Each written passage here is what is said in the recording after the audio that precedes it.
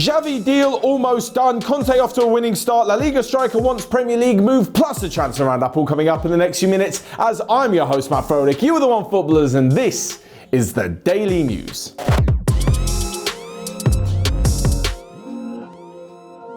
So first up, and yesterday we spoke about Xavi moving to become Barcelona manager and how much he wants to return home. Well, it looks as though the deal isn't quite done yet. There were hopes for the Barcelona delegation out in Qatar talking to Xavi and to Al Sadd of the club as well, that he would be able to be announced yesterday, that he'd be able to come and watch the game against Celta this weekend, but that does not look like it's going to happen. There are rumours that potentially they could announce it today, but certainly he won't be presented in front of the press or even meet the team until early next week. The reason being is that his club in Qatar, Al Sadd, are still not interested in negotiating. They do not want to talk about Xavi leaving the club and do not want him to leave.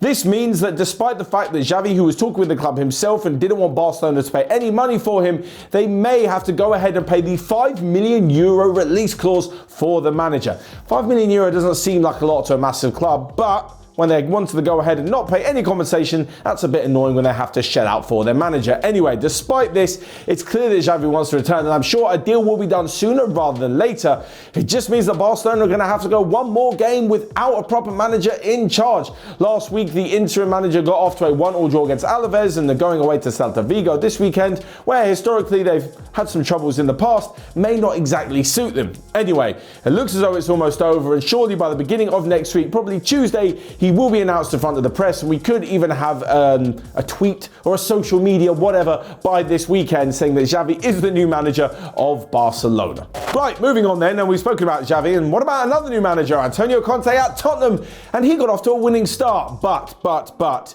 it was by no means easy. Yes, Spurs took the lead 3-0, but it looks as though they were going to revert to type and well, do a Spursy thing by throwing away the lead. After giving away 2 goals, it was 3-2 at half-time in the Conference League against Vitesse, and there were no goals in the second half, but there were 3 red cards. Certainly a lot for Antonio Conte's team to work on. Christian Romero, was given a second yellow card, with 2 red cards of Vitesse, including the goalkeeper. The match finished 10-9 when it came to the player count, and 3-2 on the score sheet, which means Tottenham move into second place in the Conference League. Things weren't so good for Jose Mourinho's Roma though, as they drew 2-2 with Bodo Glimt, the side that beat them 6-0, 6-1 even, in the return leg.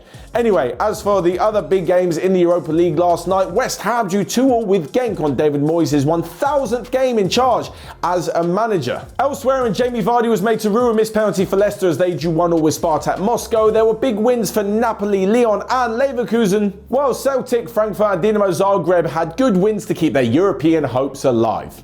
Right then, moving on into a bit of transfer news actually, and Alexander Isak, the Swedish forward at Real Sociedad, who is making some serious waves in La Liga, has now been linked with quite a few moves, and well, basically his recent talk is not doing anything to douse the fire when it comes to Premier League rumours. He said that one day he would love to play in the Premier League and test himself against the best, and there's 6 or 7 of the best clubs in the world in that league. We can't say exactly who he's talking about. I don't know how recently he watched the Premier League, but it looks as though many teams would be after the Swedish striker. He's been compared to Zlatan, of course, because he's a tall, powerful, brilliant forward, fantastic with both feet and very good in the air, but he's so much more than that as well. He has started La Liga pretty well this season, grabbing 5 goals as Sociedad sit top of the league, and well, you can see why when they're top of the league and they've got a very good leading striker that clubs would be interested. Now, there was loads of talk about him moving over the summer, but the Spanish club managed to tie him down to a new 5-year deal. Not only does it, well, unless they sell him, keep their best player there for about 5 years or so, one of their best players, I'd say,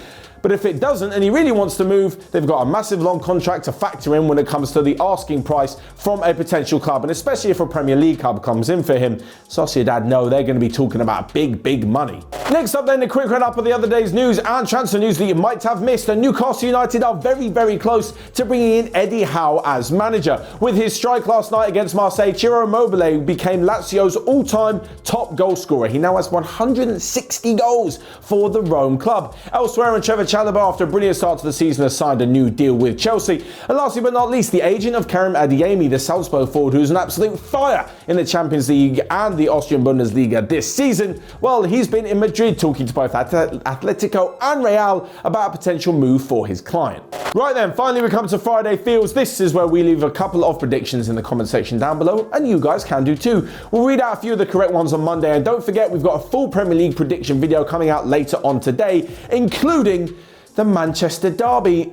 And I'm going to go for a 3-1 victory to Man City. I know Manchester United had a very, very good result last weekend at Tottenham, but Tottenham weren't exactly in the best of form, and with Rafael Varane out, it's going to be difficult for them, and I can see City winning this one 3-1. Elsewhere, and there is a massive, massive game in Serie A as we have the Milan derby, AC Milan against Inter Milan. It's going to be a difficult one to call this one. I'm going to go for a 1-1 draw. And lastly but not least, talking about derbies in southern Spain, in Seville, we have Real Betis hosting Sevilla in a massive, massive game.